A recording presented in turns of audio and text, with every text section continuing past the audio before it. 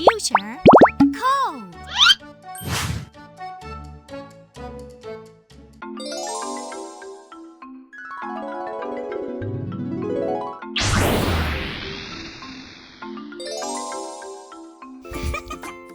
Hi, Sarvi.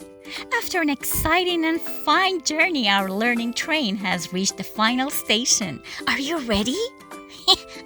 Yeah, I had so much fun. I can't wait to see what we'll learn in the last stop.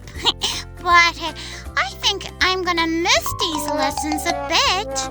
You know what's the best way to say goodbye? To make a fun memory of everything we've learned. Let's build a real game using all the things we've practiced. Tell me, do you know how to play rock, paper, scissors?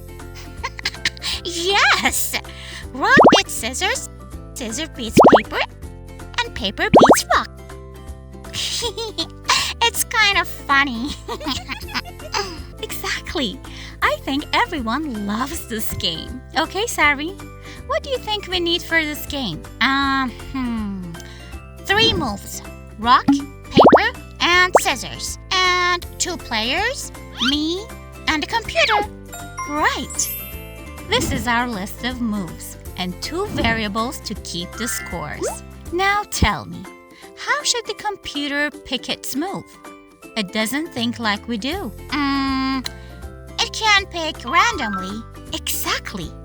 They'll use a tool called random, like a digital raffle box. Just like Turtle, we need to import it first. Import random. Now let's add the things we talked about into our code. Moves equals rock, paper, scissors. My score equals 0. Computer score equals 0. So, how many times should we play? 3 rounds sound good. 3 rounds make it a real match. Perfect. We'll use a for loop to repeat the games 3 times.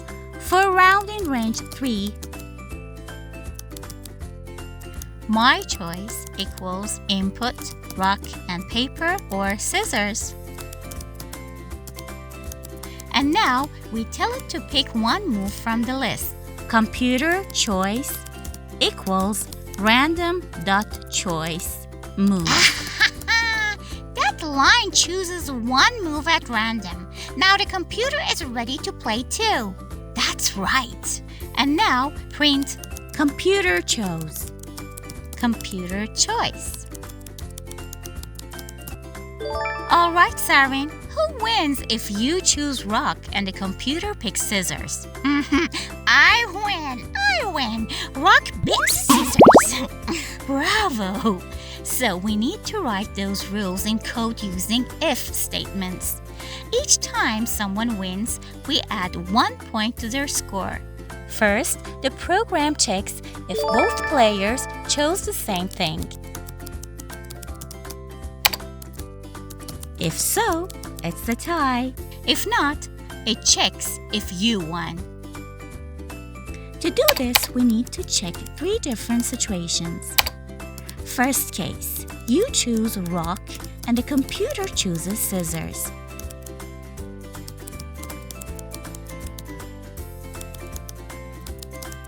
Second case, you choose paper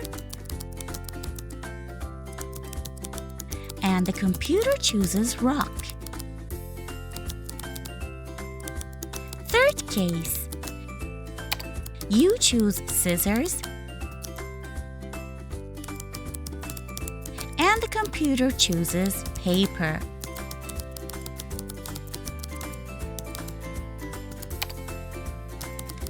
In all these 3 cases, you are the winner and 1 point is added to your score.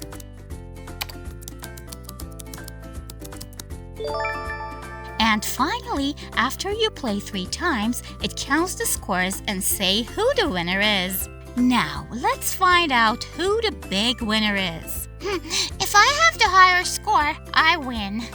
Exactly. Let's write the final condition. Now here, first we show your score. and then the computer score.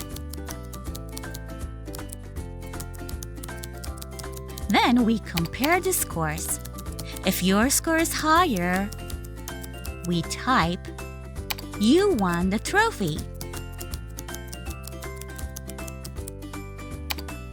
But if the computer's score is higher, we type, "Computer won the trophy." And if it's neither of those, then it's a tie again. And we need to play the game one more time. That's it. We built the game. Let's play it now. Oh, how cool! Now it's time for me to play with the computer. Let's see.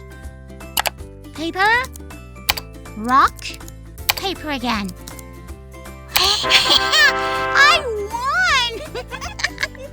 Now this feels like a real game. So tell me, Sarin, what did you learn today? I learned that with simple tools like input, if, and a little random, I can build a full game. And that means you're now a real programmer. Don't just build games. You can make anything. A story adventure, a drawing app, a quiz game. It's all up to you. On this exciting journey, we took every step together and learned so much. I'm proud of you for traveling with us all the way to the final stop. But trust me, our journey doesn't end here. More amazing things are coming. So stay tuned.